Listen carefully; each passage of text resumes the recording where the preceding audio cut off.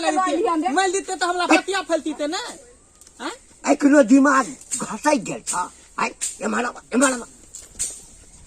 तोरा लगे ये कि 5 लाख जे कल कोन टका चकतो नहीं लाग गेल। चुप रहो।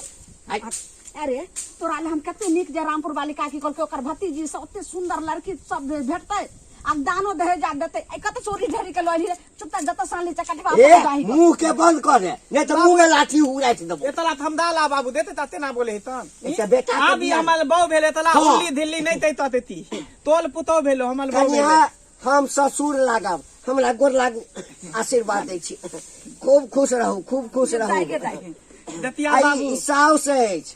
हां ठीक छै जब अहाँ खुशी छी हो खुशी छै त हमरा कोन बाप के दाइल गलैया।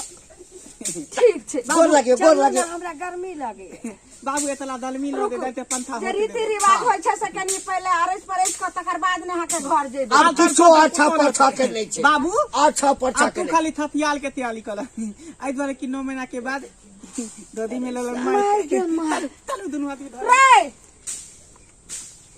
आई सुने मत बेटा के बियाह नहीं होय छल।